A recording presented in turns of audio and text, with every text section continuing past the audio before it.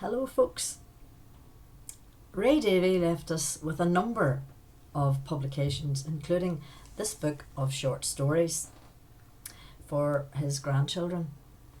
And there's one story in here which I would like to share with you because it says a lot about how we can be with one another and bring the best out of each other, and especially coming up to the season of Lent, it might be worth hearing. The story concerns a monastery that had fallen upon hard times. Once a great order, as a result of waves of anti-monastic persecution in the 17th and 18th centuries and the rise of secularism in the 19th, all its branch houses were lost and it had become decimated, to the extent that there were only 5 monks left. In the decaying mother house, the abbot and 4 others, all over 70 in age. Clearly, it was a dying order. In the deep woods surrounding the monastery, there was a little hut that a rabbi from a nearby town occasionally used as a hermitage.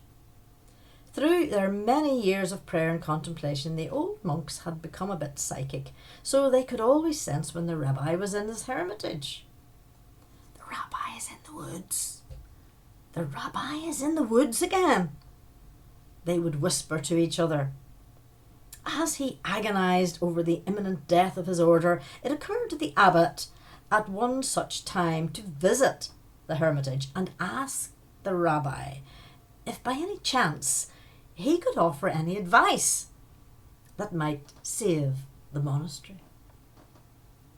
The rabbi welcomed the abbot to his hut. But when the abbot explained the purpose of his visit, the rabbi could only commiserate with him. "I know how it is," he exclaimed. "The spirit has gone out of the people. It is the same in my town. Almost no one comes to synagogue anymore." So the old abbot and the old rabbi wept together.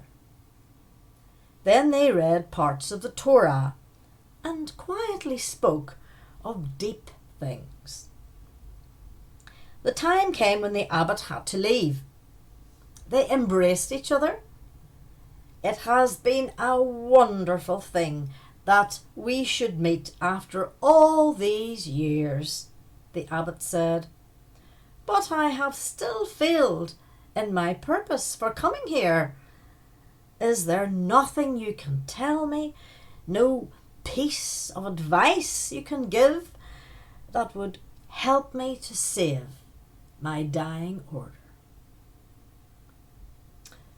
"No, I am sorry," the rabbi responded. "I have no advice to give. The only thing I can tell you is that the Messiah is one of you." The days and weeks and months that followed, the old monks pondered this and wondered whether there was any possible significance in the rabbi's words. The Messiah, one of us? Could he possibly have meant one of us monks here in the monastery? If that's the case, which one? Do you suppose he meant the abbot? Yes, if he meant anyone, he meant probably Father Abbot. He has been our leader for more than a generation. On the other hand, he might have meant Brother Thomas. Certainly Thomas was a man of light. Certainly he could not have meant Brother Elred. Elred gets crotchety at times. But come to think of it, even though he is a thorn in people's sides when you look back on it, Elred is virtually always right. Often very right. Maybe the rabbi did mean Brother Elred, but surely not Brother Philip. Philip is so passive. A real nobody.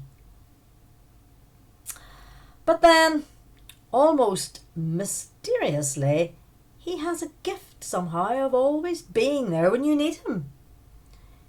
He just magically appears at your side. Maybe Philip is the Messiah.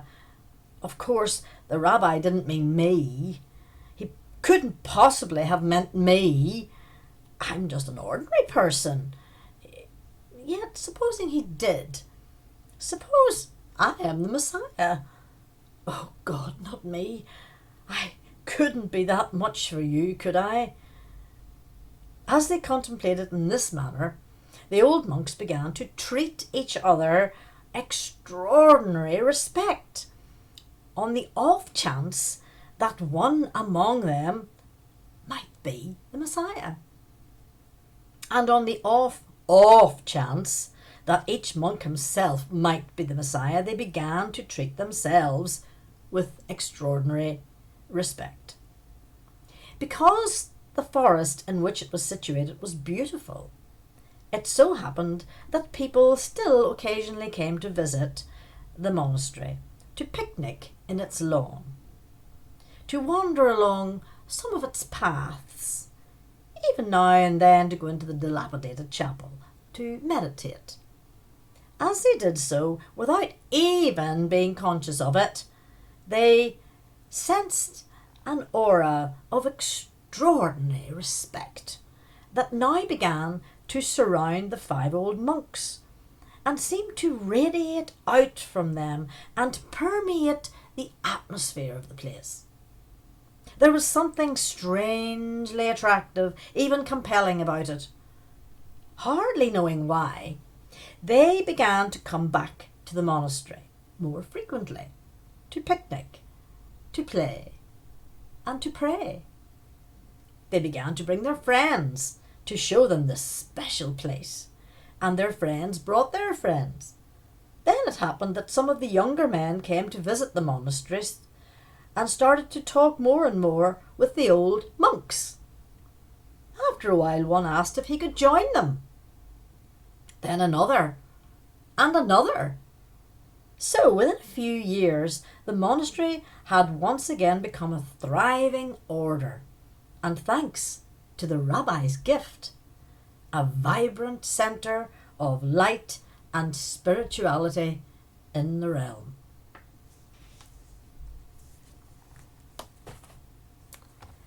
And to finish, a prayer from our leader, Alex. God of deeper conversations, God of deepening relationships, with so little known about what lies ahead, may we now take time to meet ourselves again and to encounter anew the people we say we know. These strangers, who may be close to us, have more to share when we open ourselves to renewed curiosity and trust that undiscovered joys lie within the connections we already have. Amen.